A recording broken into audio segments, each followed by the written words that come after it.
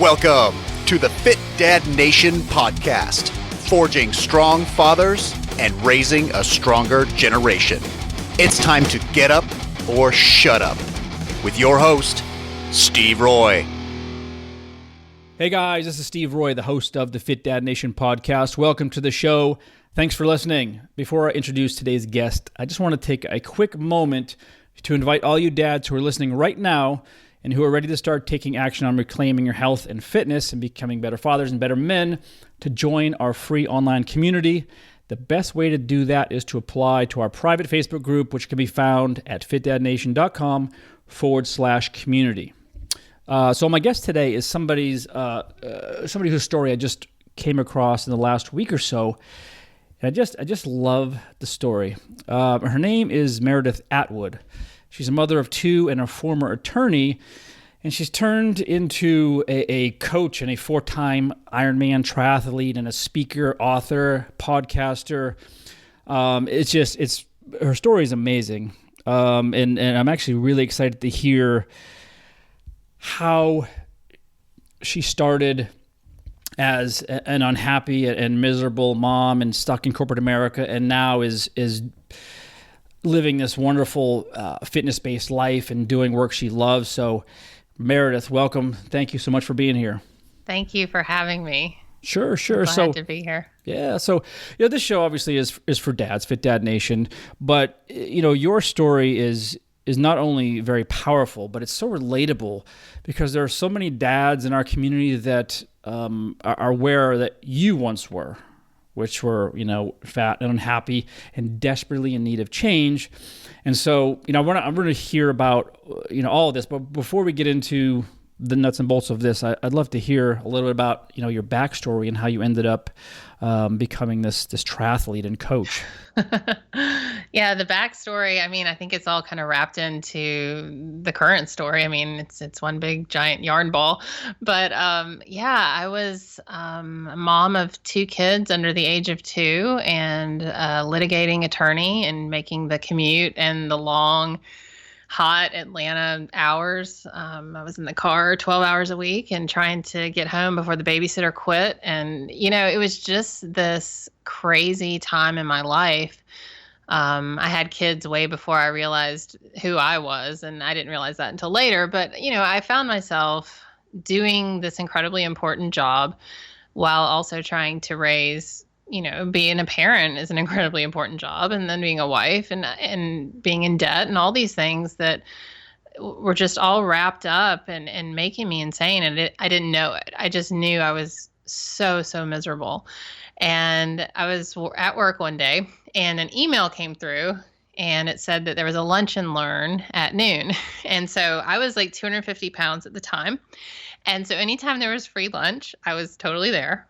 It didn't matter what, so I was super excited because my office was right next to the conference room and they would like leave the cookies out before and after. And so I would always be able to get these cookies. And so I ended up going to this lunch and learn because of the cookies. And so I waddle in there, get my box lunch, my cookies, I sit down, and then I look up to see what the lunch and learn is for the day. And it was the freaking gym membership people, the gym from downstairs. I was like, oh, geez, great. So I'm embarrassed because I had all this food and I was obviously quite portly and it just, I was tired but anyway, so I'm in this conference room and these people are trying to sell me a gym membership and I'm fundamentally a people pleaser. And so naturally I walked out of there with a new gym bag and a membership to this gym. And one of the things that started this series of events was during the lunch and learn, this guy, our CFO at the time, said to me, oh, hey, Meredith, if you'd like, I can take you to the gym and show you how to work out. And that might be a nice thing. It might feel nice. Oh, that guy's being nice. But I was a former weightlifter in my teenage years. I was internationally and nationally known. I did well, and I knew how to freaking work out. But the point was, I looked like I'd never set foot in a gym in my life. And so that realization hit me. And I just felt nothing but deep shame in that moment. So I go home with my new gym bag, I tell my husband I joined a gym. He looks at me the same way that other guy looked at me. And because I had lost all sense of who I was. I just physically, emotionally, all of it. And my husband's not a cruel guy, so I don't want to make him sound that way, but he had just seen this routine before. He had seen me join the gym and try, and I just could never seem to get my act together. And so I was mad. And so I drank beer and ordered pizza that night. And then the next morning I got up and I just had this resolve. I was like, well, I got this gym membership. I'm going to go see what it's all about. And I drove to work at like 5:30. And interestingly, not a lot of people get up that early and go to work. And my usual 1 hour and 20-minute commute, 1 hour, 15-minute commute was 20 minutes. And the office was quiet. And I dropped off my bag and went downstairs to the gym, and I looked up on the schedule, and there was a spinning class with this guy named Jerry, and that seemed like a nice enough name. So I went into the spin class and tried not to make eye contact with anyone and put my fat butt on that little tiny seat and looked around and realized that I was the biggest and most out of shape person in the room, and there were mirrors everywhere. And it was terrible. But something happened in that class. The instructor, Jerry Halfin, he later became my coach, and he's a good friend of mine now. But he said from the front of the room, every day is the first day of the rest of your life. And then he said some other stuff like, who do you want to be today? What do you want out of your life? And I just started crying. I sat on that bike seat, pedaling, huffing, puffing, embarrassed, shameful, and just bawled. And I always say that moment, it seems so cheesy, but it was the spark, because everything changed from that moment forward. Now, I didn't change a lot of my habits, and I still drank a lot of booze and ate a lot of pizza, but I started moving my body.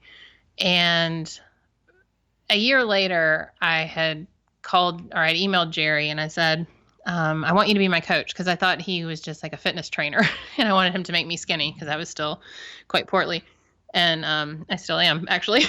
But I emailed him. And so I talked to him after spinning class, and this was a year later. So I just kept going to class and didn't really do much else. But he said, do you want to do a triathlon? And I was like, I don't know what you're talking about, man. I just want you to, make me skinny. But I looked at him like he had three heads, because he then said, well, you could be a triathlete. You could do a triathlon if you wanted to. I see how hard you work in spinning class, and you could do a triathlon. And I thought, you're a crazy man. You are a very nice looking man, but you are very crazy. And so that's kind of how it started, because this guy gave me this weird permission that I could do something, that I could do something completely odd and out of the ordinary for someone who is my size and someone who is kind of in my stage of life. I mean, my kids were still super young, and I still didn't really know what I was doing with my life and my unhappiness. And so about 6 weeks after he told me I could do a triathlon, I in fact did. I went and did my first triathlon, and it was terrible. And I fell on my bike in transition. And this little man, who was probably 120 pounds soaking wet, tried to pick me up like a toddler with his arms under my arms. He ran up to me, and I was like, oh my God, stop trying to pick me up. I'm 220 pounds. And that's how it started. In that moment, the husband and the kids didn't go. I just went and I drove like an hour and did this race. And I was so bad. Like, it was a cartoon, if I could play it, Will Ferrell would play me, he would be my part in the movie of me in the triathlon, because it was that ridiculous. But when I finished the race, everything changed, because I knew that I could be someone different. I knew I could do better. And it sort of spiraled out of control from there. Wow. That's a long story. No, but it's no, it's so fascinating though. I mean, the first thing that comes to mind is you take such responsibility for your health, right? So in this day and age, it's so annoying, and everyone's crying about fat shaming, and you're like, listen, I was fat, I was that fat person. And I mean, I love that piece of it.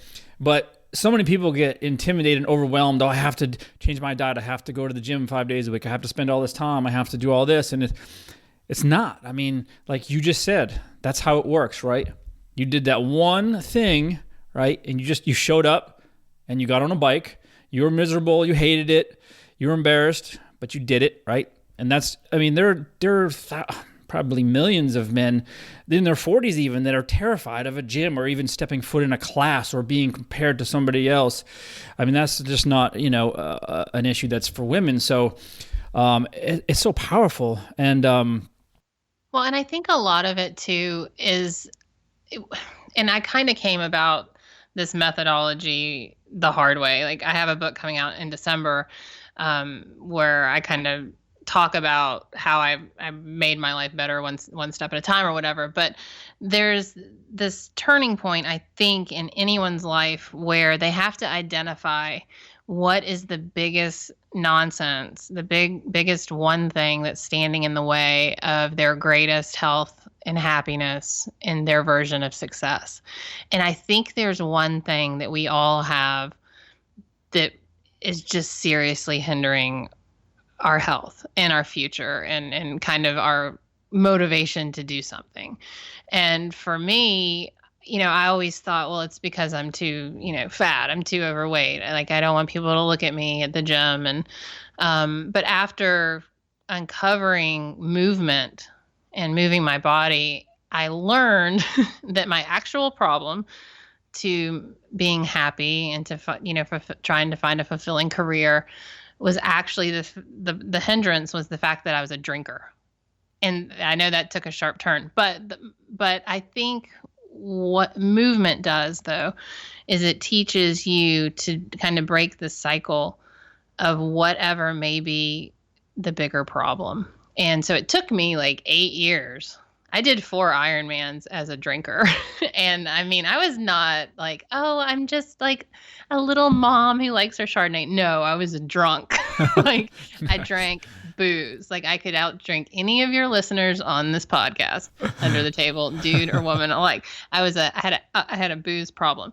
But, I could have stopped drinking at the same time I started spin class and I probably would have achieve the same result, but I didn't know that was the problem. I thought it was I was fat, And so I think exercising and learning to move your body starts to unlock what may be the greater problem.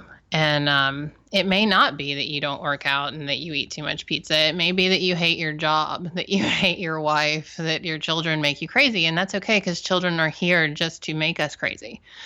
That's why they were put in our lives. And so I think I'm very grateful for what happened and the way it did, but I went about it the really long way, I think.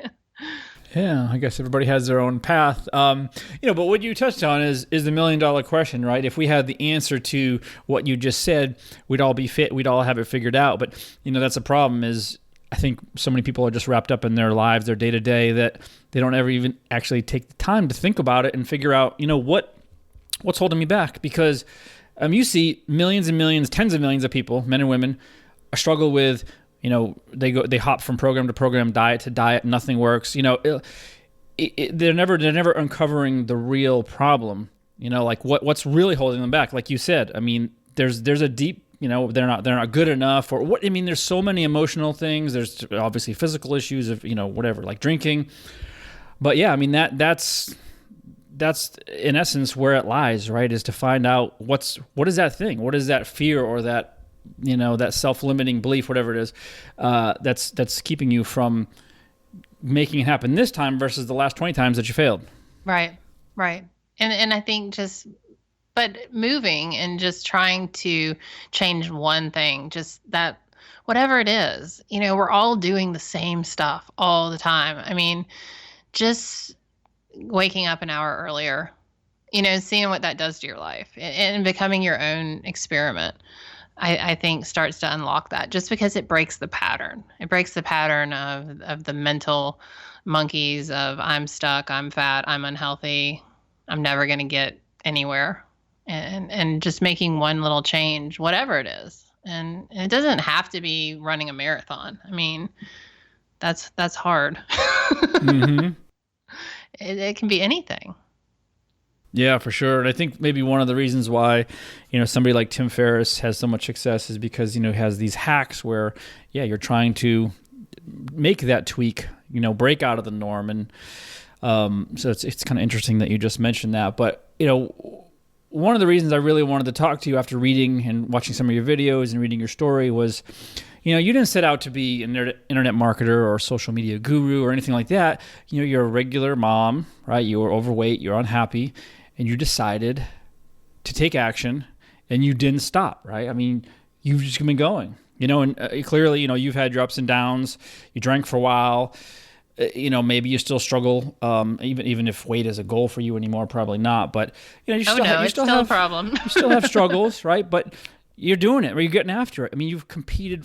You completed four Ironmans.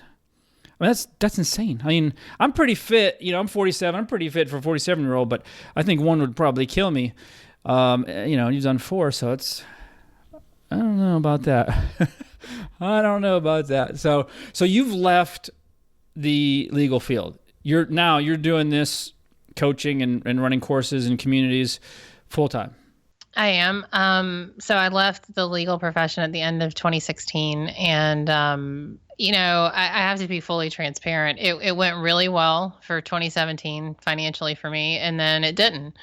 And luckily, I've had some resources to kind of float me along the way. But the interesting thing, I call 2017 the year that I kind of hit rock bottom, and it wasn't because of the drinking. I was already sober at that point, but everything in my personal life kind of just fell apart, and my marriage was fine, but everything around that and my job and swim bike mom and all my big plans just kind of fell apart. And it's a long story I won't bore you with, but I looked around and thought, well, this was not what I planned. I'd made this big leap and risk to leave the legal profession, and I thought, okay, I messed up. I have to go back. And the crazy thing is I wanted so bad to get out of it. And I knew that this was my calling. And then all this happened, and I thought, well, I have to go back. And so I ended up going into an interview at a law firm, and I interviewed with these 2 associates, liked them. They were great. And then I started sweating, sitting there, and I was sweating so bad that sweat was running down my butt crack. And I was like, I need to go. Can I use your restroom? And they were like, sure, because the next step after you meet the associates is to meet with the partners. And so I went to the restroom, and I kept walking and went to the parking garage and hightailed it out of there. And then when I got home, I wrote an apology and said that firm wasn't for me. Thank you very much. But I realized that just because my life was not going the way I had very carefully planned it, did not mean that my change and my purpose had changed. I just had to figure out something else. And so I vowed to myself in that moment, you are not to step foot into any law firm ever again unless you are a plaintiff or a defendant in a law case. Like, you are done. My body reacted to being in a conference room. I had sweat pouring down. And so even though taking that leap out of the legal profession felt like I made a huge mistake, I gathered myself up and thought, okay, what can I do? How can I make this work? What is the process? And so I started the podcast, and I started really focusing on my writing and the books. I wrote a book in 2011, 2012 called Triathlon for the Every Woman. And it was like kind of a cult hit with women and who wanted to do a triathlon. I self-published it, and it did fine. It made me some money, not a lot, but I thought, this book is good, but it needs an update.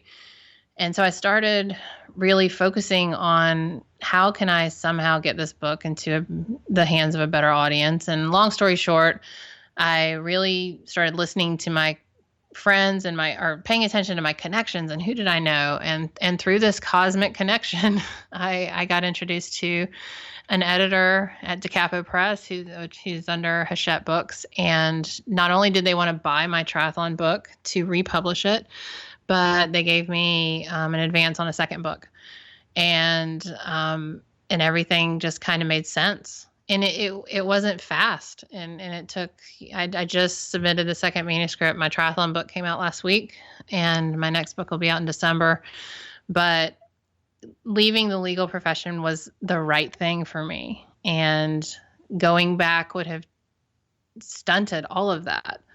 And I had to make some sacrifices for sure, and my family's had to make some sacrifices. And I think it may be harder for your audience, and for men in particular who are often holding up the family and holding financial responsibility, if not totally. And I know that's a stereotype, but I know just from my audience and my friends that that's a great fear with men is taking that leap to pursue their dream job or their passion. And I can report that it's been hard, but I'm where I'm supposed to be now. And it started because of triathlon, and it started because of the cookies in that lunchroom. Right.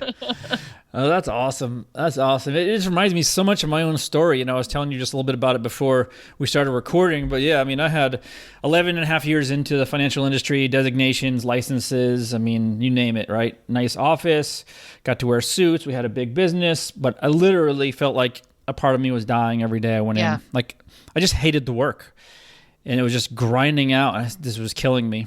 So after my divorce, it's so hard though, because people are looking at you and thinking, what are you complaining about? Oh, absolutely. I got that. They're like, what are you, an idiot? Like, people were dying. Yeah. People would kill for my job. I had total flexibility.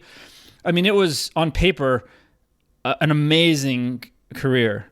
But it was killing me inside. Not only did I just find it boring, but it was literally killing me. So I took the opportunity to quit, and everyone thought I was nuts. And I went and actually took a huge pay cut to go run a small gym. But I figured out how to make it work, and I hustled, 15 hours a day to make enough money to live and pay my obligations. And I never looked back. I never once regretted it. I never thought about it. I just said, this is my new life. I'm doing it. And it's been tough. I'm not going to lie. It's not like I just rolled into money. It's been a struggle for the last 6 years. Even day to day, some days it's, internet business is tough, and I have certainly not figured it all out. And, but at the end of the day, right, we get to do what we love. And that's so, in my opinion, it's so important. It's so much more valuable than just a paycheck or a title or you're having a prestigious job like we did.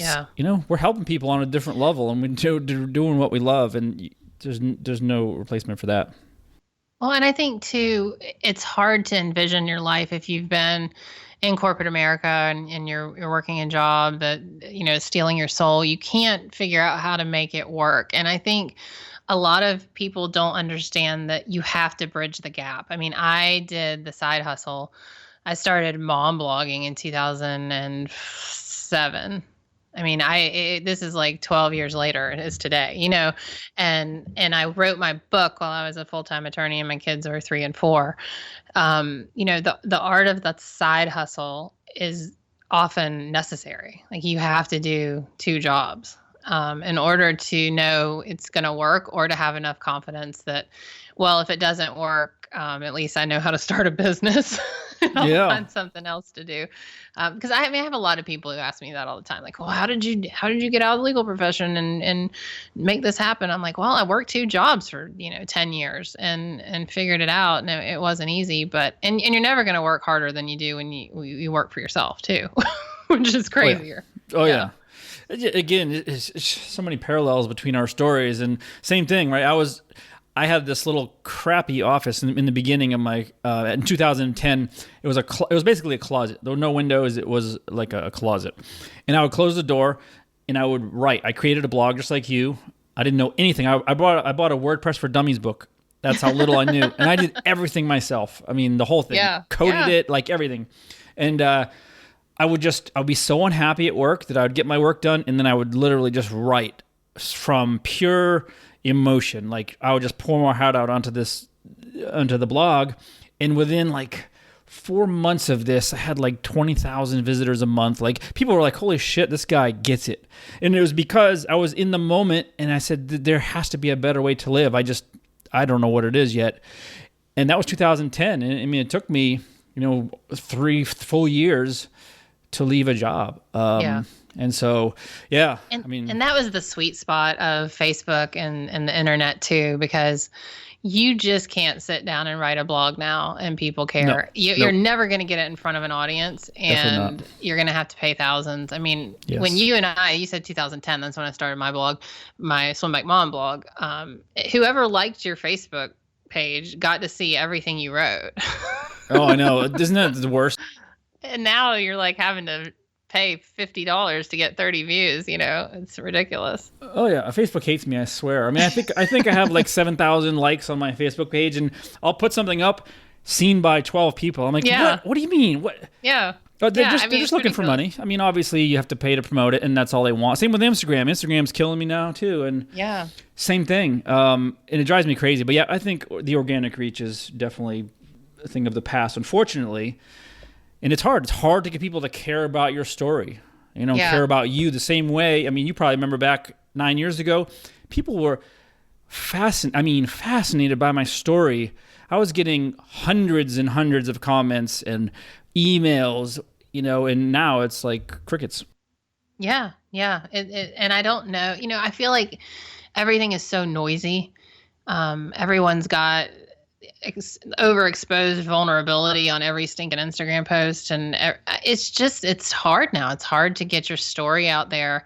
But the interesting thing is that our story is still very much needed, if not more. But trying to break through the noise and tell people, hey, you're not alone, and it's really hard to be a parent, and your dreams are being crushed every day, and how do you get out of it? I mean, that story, no one's answering that question still. So it's very valuable to continue to beat your head against the social media wall, I guess. I mean, that's my biggest frustration is they want us to, for guys that are in the fitness space, they want me to flash my abs. They want me to do pull-ups off the side of a mountain, like just stupid stuff to get views. I mean, I refuse to play that game, which has really cost me as far as my growth. I just refuse to get sucked into that bullshit because I can't stand it. I'm not going to do all of that stupid stuff that people are doing just to get eyeballs. I'm just going to tell my story. It's going to grow how it grows, but I'm just not going to do that. I mean, it's hard. It's the worst. I mean, I could spend an hour just ranting about that, but every time I show my stomach on Instagram, that is my number one view. And if you've seen my stomach, it's not because it looks good. Like, yeah, women love that. It's absolutely. Just because it's a train wreck that people are like, oh yeah, that's something that's gross to look at. We'll like that. And the more sensationalist it is, the better it does. And I don't like to feed on that. I'm long story short is I've agreed to sign up for a figure competition. Which if you've seen me is really quite going to be a challenge. And I thought I'll do this for my 40th birthday, but it's probably going to be more like my 45th. I had really underestimated what it would take to change my body. But so that's why I'm posting that kind of stuff now. But the funny thing is someone in a group recently, someone was looking for me because they had a question about something. And some girl chimed in and she goes, well, good luck finding Meredith Atwood. She sold her soul to CrossFit and figure competition. And because I'm not doing triathlon actively right now, people want to shit on me for it. But this is all tied into the whole idea that if we're not doing what makes us happy and we're trying to, make everyone else happy or stay in this box, like people like Meredith Atwood in this Swim Bike Mom box. They feel safe knowing that I'm in that box. And so me stepping out and changing my direction just a little bit, I just do a little CrossFit here and there. And I'm writing a book that's not about triathlon. It makes people upset. Everyone wants to change, but everyone wants everyone around them to stay the same. Yeah, no, I know what you're saying. I mean, unfortunately, you definitely can't please everybody, and I've pissed off plenty of people. And I think that one of the biggest mistakes that we can make is just being vanilla and trying to please everybody and skirting around things because it's boring and you're never going to get anywhere, right? You need the people that love you, and then you're going to have the people that hate you on the opposite side. It's just And I hate that. I'm a people pleaser just like you, like totally. We all are. I hate the fact that I've upset people or someone sends me a bad comment and like, you're a fucking asshole. I'm like, what? What are you talking about? I'm like, yeah, like, no, I'm not. But do you know who Heather Armstrong is? She was the founder of Deuce.com. She's like the original mom blogger. I actually spoke to her this morning on my podcast, and she's a people pleaser too. And I'm detecting a theme in like the sort of blog stratosphere that we blog because we just want to make everyone happy. And then when they're not happy, we're like, but I'm doing this for you. Why are you mad at me? I mean, it's valid for me. I don't know if it was the same for you, but with my blog, the comments were validation. I mean, literally, I would just wait up at night and I would spend hours replying to hundreds of comments. Would you? But that's how I felt good. I mean, and then I actually started the podcast. It was horrible way back in 2010. And I had a guest on named Penelope Trunk, who runs the Brazen Careerist. I know Penelope. Yeah. So I don't know and her, she blew me up. Like, she went off on me in the interview, blew me up, and I was like, holy shit, what just happened? So I call a buddy of mine right after the call. It was like 11:30, and I'm like, holy shit, Penelope just railroaded me. I feel like a complete piece of shit now. He's like, dude, do not edit it. He's like, put it up. And that thing put me on the map. I mean, that went crazy. I mean, tens of thousands of people came to listen to that. And if you look at it on the site, it's got, God knows, 300-400 comments. I mean, it's nuts. What did she get mad at you about? Because I couldn't identify my goals, and I said, I just love blogging, and I have this vision for helping people. And she's like, why? It just wouldn't ease up. Like, you're wasting your time. That's stupid. You have to do this. I mean, she's obviously very, very opinionated. Yeah. And I was like, wow. So I didn't know. I was in shock. And then, years later or even months later, I was like, that was an incredible coaching experience because she told me what I needed to hear. Like, I didn't have a plan. I didn't have a business. It was a hobby, but I was making myself believe it was a business, and she just went off. I actually took a writing course with her, and it wasn't quite as bad because there was like 15, maybe 15 of us in there, but she wrote me a new one on a blog I wrote, and it was, I was like, well, screw you, Penelope. What do you know? But Yeah. I still like her, but she's a little bit crazy. She's a little bit crazy, but we're all a little crazy though. Yeah. So anyway,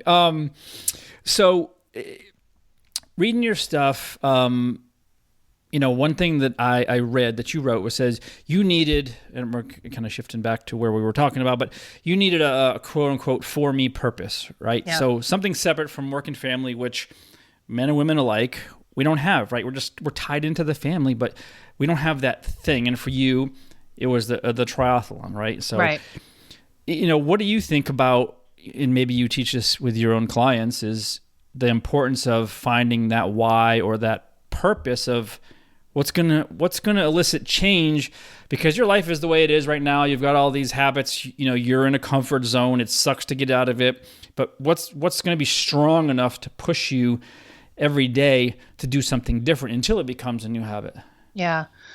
I mean, I tell it very candidly. I started training for Ironman and doing the really long bike rides and runs because I needed to get away from my family. And I say that like with the greatest love. I love them, but I needed to get away from my kids. And I think people they don't want to say that, and they don't want to say I need to get away from my spouse, or I need, but we all need time away. We need time away to think. We need time. I mean, if you want out of your job, you have got to find a space where you can think, to be creative and figure out, okay, what is my plan here? And for me, being on the bike or swimming in the morning, I mean, the pool is the greatest place in the world, even if you don't like to swim, because no one can get you underwater. Like you can't see them, you can't hear them. If you're like at a gym and your kids are in childcare, they have to like put something in the water to get you out, to get your attention. And so I really used that time, and I didn't know I was really doing this. I just was trying to find some peace and quiet. But I think that is what we are all after, is finding a place where we can think, where we can also feel better, and to plan for what we want. And exercise, I think, gets a bad rap because it's all, especially in this day and age, is so aesthetically based. Like, yeah, I need to work out so I can get my 6-pack abs, or I need to look better in this dress. And we focus on that. But really, working out and taking that time to yourself is so much bigger than any ab workout. I mean, it could literally be the make or break between getting out of your current relationship, career, whatever, is having that time to think. And I used to spend my most creative moments when I was swimming. Underwater, for some reason, I would come up with articles and big plans and especially on bike rides too, because you're out in the sun and you can't really hear anything there either. Maybe it's something to do with auditory for me. But just having that time to myself to figure out and ask myself the questions, what did I really want, without even knowing I was asking those questions. Yeah. It just got me thinking so much. One of the things that actually is really at the forefront of everything that I teach is if you're not taking care of yourself first, you can't take care of your family the best way possible.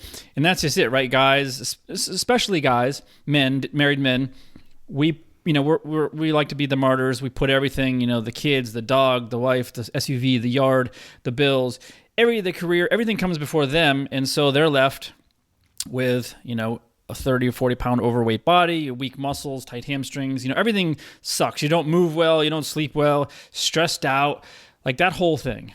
Right. Mm-hmm. And once you start taking care of yourself, and it doesn't just mean spend an hour in the gym, it's start taking care of yourself. Because when I was a mess, when I was divorced, I was not the best parent. I wasn't even close because my whole diet was Red Bulls, McDonald's, and Pop-Tarts. I felt like shit all the time. It's so good. But I felt like shit all the time. And so, when I had the kids on the weekend, I didn't want to do anything because I was tired.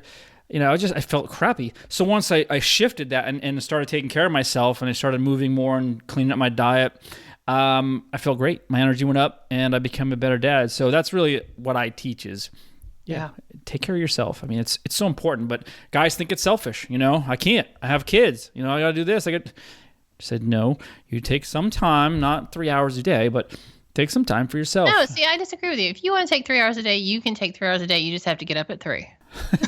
No one's going to do that. Very few. Oh, but that's the thing. Is the number one excuse, I think, is, I'm not a morning person. But you have to train yourself to be a morning person if you truly want to not upend your life and your spouse and your kids. You getting up at 5 a.m. has zero impact on anyone else. And I don't care if they say it does. They can wear earplugs. You can get your butt out of bed as early as you need to make the necessary adjustments. And that's the biggest thing I hear with women too, especially is, well, I can't, the kids get up at 6 and then I don't have time. Well, then you have to get up at 4:30.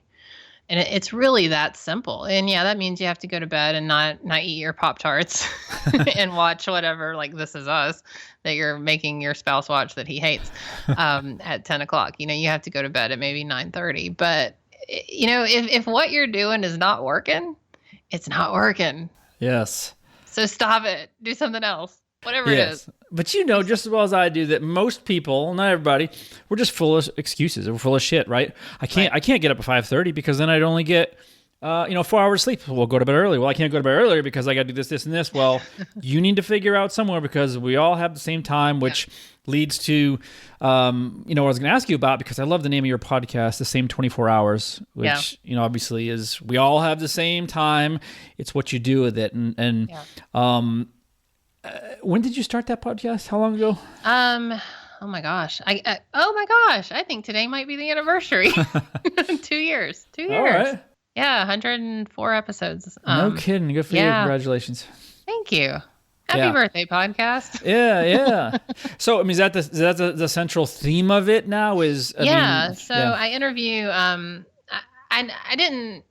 wanted to share a message, but I really didn't think I would continue anything if it was just me talking, because I go through ebbs and flows with, I'm like super inspired and creative and I want to help people. And then I want to crawl in the hole and I want everyone to die. You know what I mean? Mm-hmm. So I felt like I couldn't sustain a podcast where I was just giving my ideas about whatever. And so the idea came to ask people what makes their 24 hours great. Like, what is it? What is their life hacks, but not really, just one thing that they do on a daily basis that they think makes the most of their 24 hours. And so it's kind of just the anchor for the podcast now, but really I just like to talk to interesting people and find out what they know. Nothing wrong with that. Yeah. No, that's one of the big benefits. Yeah. Speaking of hacks, it's, and you know this, it's so irritating that it seems like everybody is just looking for that quick fix, shortcut. Mm-hmm. And unfortunately, we're constantly being marketed these same bullshit messages of, lose, 18 pounds in a week. Like it's nonstop because it sells, right? People want that. They want to believe that. But, your story, which I love, is it's not. I mean, there's no fix. No, but I mean, you're busting your ass and you have been for years. Yeah. And you're not where you want to be, but you're in a far better place than you were. It's just consistency. I mean, you stick with it and you don't quit. It's this Weight Watchers didn't work, so I quit after a month. Well, right. It doesn't work like that. Well, and I read somewhere, I think it was his last name's Green, but it's escaping me his first name. I don't want to say John Green, but he wrote the book, The 28 Laws of Power and Mastery. But in his book, Mastery, he talks about how anyone who has, been wildly successful or who's extremely athletic or whatever, whoever is like the master of their field, that they have a minimum of 10,000 hours devoted to that field. And I started thinking about my life when I was an Olympic weightlifter, and I lifted for like 6 years, and I calculated the hours, and I was like, dang, I almost hit mastery. I figured I did like 9,500 hours of weightlifting.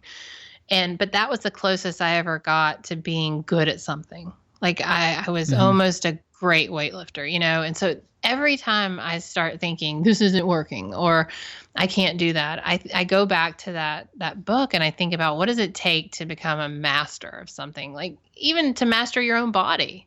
I mean, it may take you 10 years and we all need to just rein that in. I mean, Ellen DeGeneres, look at her. It took her 10 years of stand-up before she got a break. I mean, Justin Bieber even, like or love or hate Justin Bieber, he made his break at 13. But if you watch his documentary, he started playing his guitar at 3. Yeah. There's this 10-year or 10,000 hour kind of commitment that none of us understand. We don't appreciate the fact that to be really good and to get those amazing bodies, that someone has worked a really long time for that. Oh yeah. Yeah. Oh yeah. And that was it was Robert Greene is the author. Robert. But reminds me of somebody I had been in contact with, Cal Newport. He wrote So Good They Can't Ignore You, which was the book that was the catalyst for me to making a shift. Same principle, right? You need to spend an inordinate amount of time working on a skill set, right? You can't just say, I'm going to be a yoga instructor, one day and then, coming from a career in finance, right? It takes time, it takes expertise, and you want to be like he says, you have to be that good at it, proficient. So whether it's 10,000 hours, whatever they say it is. Yeah, exactly right. And that's why the side hustle has to be a side hustle for quite a while, because when you leave, you may not be, reach mastery, but you've got to reach proficiency. Yeah. And that may take a few years. Yeah. I mean, I'm a big Gary Vee fan. I mean, that's what he preaches constantly, right? Yeah. Side hustle. There's always time, right? Kids go to bed. You get your ass on the computer. There's always time, Gary Vee says. There's just not time for me to interview him. Yeah, I've had the same. I'll tell you that. I did That's okay. once. Gary Vee's going to want to interview me someday. It'll be fine, Gary. Yeah, I've been trying to get a hold of him for years too. He did leave a comment on my blog once, which I'm still pretty excited about that years later. That's pretty funny. All right, so let me ask you this. So I read this. You wrote this. You said you ask yourself, am I doing the very best I can right now with all I am and all I have? And if not, what can I do differently starting right now? And you gave a great example on your site, like having a bad lunch. And you said, just have a dinner for salad and get right back on track because, and this is absolutely true, right? You're just one one meal away, one workout away, one anything away from a different life. Like that doesn't define you. That doesn't mean shit. It doesn't mean anything. Right. You could have a whole... We get so hung up on perfectionism. We think we have to do everything perfectly or it's not worth doing. And second, I turned that thinking around, and it's still, I have to employ it daily. This is almost a daily practice for me because it's so easy to be like, well, screw it. It's Friday. I'll do better Monday.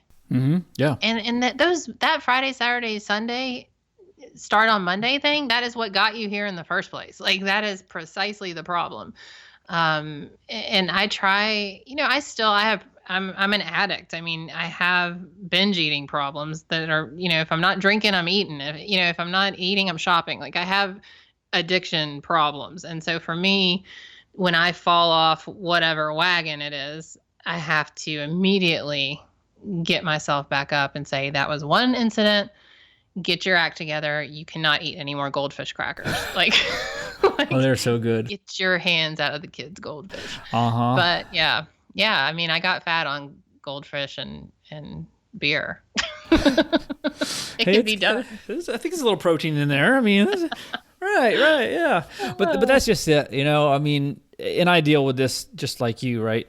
I deal with people thinking that they've blown themselves up because they went out and had, 2,000 calories of, funnel cakes and Cokes. Like, and that doesn't mean anything. Tomorrow or the next meal, anything. Start over. That's it. Well, and the hard thing is, too, because the scale responds angrily, and it's not an accurate representation of the actual state of affairs with your weight, but it is a representation of what you just did to yourself. And that's what I try and keep in mind when I get on this, because I can gain 8 pounds in a night. Like easy. If I go out and eat the stuff that I'm intolerant to a whole bunch of crap, and if I go eat that stuff, the scale will reward me the next morning by being up 8 pounds. And I didn't actually gain 8 pounds. I would have had to eaten, 35,000 calories to actually do that. But the scale reminds me that I, deviated. But you have to learn that it's just representing how your body feels. That's what I try and say. Your body feels sad face today. So it's showing an extra weight gain, but trying to remember that, drink a bunch of water, get your act together, and it's fine. You'll be fine in like 2 days. That 8 pounds will go away. You'll be fine. But it's easy to just continue on the path of shit. Oh, yeah. Because it tastes good. But then when you're away from it for a while and then like if you abstain, even if you don't have a drinking problem, if you just abstain from drinking for 2 weeks and then go out and binging with your buddies, it's going to feel different than if you drink every night. You just get used to feeling like crap. Mm-hmm. Yeah, it's funny you mentioned that because when I was going through my whole McDonald's phase, and I've shared this story many times, but literally, I mean, I was even training I had clients at the time, but I would finish up for the night at the gym. I would stop at McDonald's drive-thru. I'd get a Big Mac meal, so the Big Mac fries, and I would get a chocolate shake, and then I would get an apple pie, and I would just cram it in my mouth, and within 5 minutes I was done. Yeah. And then after months and months and months of this, I went straight paleo, which obviously was a huge shock to my system. But probably 3 months after I started that, I went back and had a cheeseburger from McDonald's, and it tasted like a piece of stale cardboard. And that's what we want, right? We want to be in a position where that stuff tastes terrible and actually healthy food tastes good versus the opposite, which, for most people, it'd be honey buns and all that stuff. It's created for a reason, right? To be extremely delicious, and we just want more and more and more. And but it really does start to taste bad. And for a long time, I thought that was total bullshit. I thought that was lines that healthy, thin people were feeding me. Like, no, it doesn't. Like, kale is never going to taste delicious, and a Big Mac will always taste like heaven. But it's really true that it tastes like garbage. Like, some of the food actually tastes like garbage. Now, deep dish pizza will never taste like garbage. Or chocolate fudge Pop-Tarts. I mean, no, I don't know. I kind of taste chemicals in those now. Really? Like when I eat something that's obviously just chemicals, I kind of I get a chemical taste. And that's interesting. But pizza, there's nothing chemicals in that. That's just magic. And so I struggle with that. Yeah, but hey, you're doing plenty of right things, and your life would be miserable probably if you said, you know what, I'm never having any of the things that I enjoy again because I want to be 165 pounds, and that sucks. Yeah. I mean, who wants to live like that? But people do it, right? They Yeah. go cold turkey, Well, like I'm gonna go and I keto. think, but that's okay though. I think there's also a misconception that we can all moderate, and I don't think everyone can moderate everything. I think there are actual foods that people cannot moderate and they should not have in their life. And there's certain beverages and obviously drugs and other behaviors, but there's certain foods that we all feel that we're entitled to be happy and eat everything that we want in moderation. But if someone is very fitness minded and they want to reach these certain goals, like we have to identify what is not so great for us. Mm-hmm. And that's pizza for me. I can't have it. I will end up in the bottom of my closet with a pint of ice cream because it started with the pizza. It's just a trigger. Yeah. I don't know. And I think, we all understand in the way of like alcohol and drug addiction. Well, you don't just give people a little bit of cocaine, if they're sober, you just leave them well enough alone. But sometimes I think food is just as bad. Like you were going to the McDonald's constantly. Like you can't go to McDonald's every day. You'll be sliding. You'll be fat dad nation. Yeah, exactly right. No, I get what you're saying, but my point was people that, like, let's say you've grown up in an Italian family eating pastas and heavy stuff like that, breads your whole life, and then one day you hear that the keto is all the rage and you're going to do it because your friend lost 50 pounds. The chance of sticking with that is so slim because now you're forced to have almost zero carbohydrate and you're used to eating 60% of your calories from carbohydrate. And so that's what people try to, they try to fit themselves into this, square or round hole with a square peg type of thing because it's just not a good fit. You have to find what fits for you. But yeah, trying to go all or none there, and the keto is a perfect example because it's getting so much attention and everybody is at least, they say they're trying. I mean, to go really keto is a lot harder than it sounds. Yeah. But, I mean, I know what you're saying. I mean, I'm like that. I have the same personality with like apps on my phone, like game apps. If I start playing a game, like I can't stop. It's like you have to just cut it off, like with, with food or something. It's just, I can't do it. I can't moderate it. Mm-hmm. It's like, no, I deleted it again for the 50th time. No. And then, I need to do that with Instagram, but I love Instagram, and it's pretty much what I run my business on now. So, it's a problem. Yeah, I'm with you. So, is there anything that you do daily that keeps you on your track anyway, your path? Yeah, so I work out every day. I may take a day off, but even then, I try and do something. I have to. I think it makes me think clearer. It burns steam. I'm definitely a type A personality. And so just moving my body has been transformative for me. I'm also on day 16 of a meditation practice. And I grit my teeth about that because I have resisted meditating for a really long time. Mm-hmm. But it's actually going really well. And I can report that I'm kind of changing my tune to that, but I can't say that it's something that's really helped me because I'm too soon, and I don't want to go back and have to recant. Yeah, it's so funny you said that because I'm the same exact way. Like I refuse to meditate because like the thought of it, I can't handle the thought of it. I can't sit still for long enough or keep my mind still for long enough to even consider that. Yeah, like it's just. I just can't do it. It changed me because I interviewed Emily Fletcher on the podcast last week, and I haven't posted this episode up yet, but she's this founder. She's a former Broadway star who became a yoga teacher or a meditation teacher, and she's created this type of meditation. And she's like, yes, you're perfect for it because you don't, just what you said. Mm-hmm. And she said, well, here's my course. I'm going to gift it to you. Try it out. And so it was a 15-day course. And I said I would do it.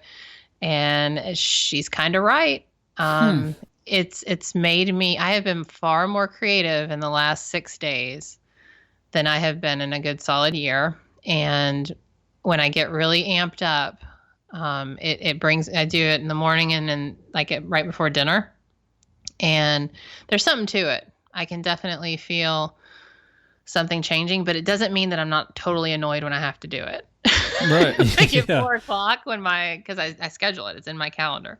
It doesn't mean that I don't go, damn it, I have to go meditate now, but I come out of it on the other side better. And so, her company is called Ziva Meditation, and it's different. It's not the traditional type of meditation. It's more purposeful, and it's more for like busy people.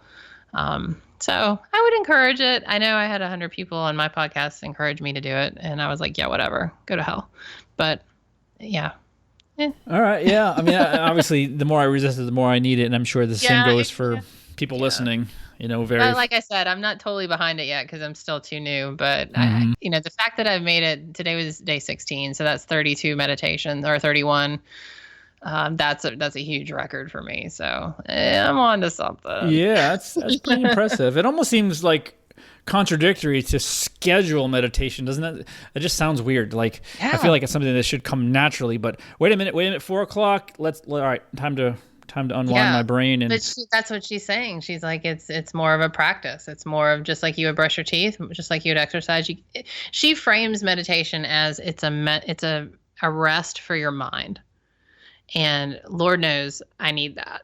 And it's not about forcing the thoughts out of your head. It's more about just giving your mind a rest. And so like when I was able to think about meditation in that regard, I'm like, yeah, my mind really could use a nap about 4:00. That sounds excellent. And it's funny because usually I fizzle out at about 6:00. Like there's no way I can accomplish any more work or writing after 6. And I have done work almost every night this week. And not because I had to, because I felt like inspired. Oh, I'm going to go just pop over here and I've been more productive. So it's weird. I don't know. All right. Maybe you're convincing me. I'm not trying. I don't mean to convince.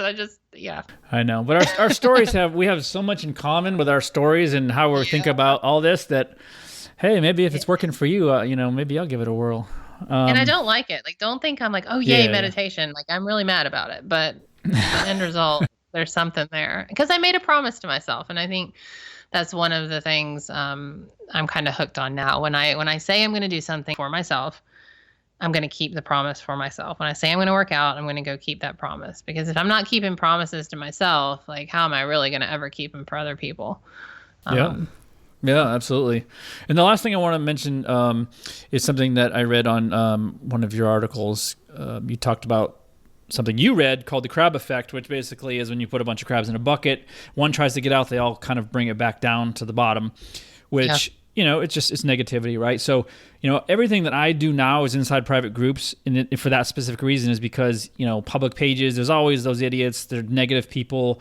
And it can ruin the bunch. I've had groups that have been unsuccessful because one or two guys were just always negative, and it just, it doesn't work. So yeah. Is that something that you do as well? Like in your groups? I mean, do you focus on the group environment because of that reason? Yeah. I think yes and no. I think the dynamic of Swim Like Mom has changed a lot just over the years, but yeah, I mean, I run a tight ship with my closed groups. I would never, I will be the first to boot someone. I don't even care. Because they're just not going to bring down other people, and you're not going to talk poorly about other people, and you're not going to discourage someone, and any direct attacks, like, you're done. I'm a very heavy-handed blocker now. I don't care. Like if you get on my page, and Maya Angelou said one time that she was at a party at her house and someone was telling a racist joke in the corner, and she told that person to get the hell out of my house. She's like, and everyone was shocked because like she was this quiet woman, like, but that, your social media and your world, it's your house. Like, you don't have to let anyone in your house. And I've kind of expanded that to my life and kind of who I give my energy to at all. This is my house. Like, you're not going to talk poorly in my house, or you're not going to make me feel bad. Life is too short. And so the thing I do with negativity is I just realize that it's never about me. A lot of times when I get hated on or people want to speak poorly of me, it's because I've somehow held up a mirror to them and they don't like what they saw. and that's fine. But you get what you tolerate, and if you keep tolerating people's crap, they're going to keep giving it to you. You got to punch a bully in the face every once in a while. Yep, that's it. That's exactly right. I'm the same way. No problems blocking people. Yeah. Yeah. Cool. So where do you want people to find you? I know you're pretty active on social. Your main hub is swimbikemom.com. Yeah. So like triathlon, swim, bike, run. I'm just swim, bike, mom, but super active on Instagram, and I have a Facebook page, and that's my blog too. And my book re-release was last week, Triathlon for the Every Woman. Came out and doing very well, #1 bestseller in triathlon right now. So super excited about that. But also a book. It's written for women, but if you are a guy who wants to think about doing triathlon and you think you don't have the body or the endurance or the shape for it, read the book. I have a lot of men who have found triathlon by that book. It's written for women, but it's kind of a universal story for sure. So okay, yeah. I'll put links to that and your social media and awesome. website as well. And appreciate it. Appreciate your time. This has been awesome. Sure, it was fun. Thank you. Yep. We'll take care. Thanks for joining us. And remember, if you want more information, check out the Fit Dad Basecamp group on Facebook. And don't forget to stop by fitdadnation.com. Until next time, keep kicking ass and taking the next step. You can do this, Dad.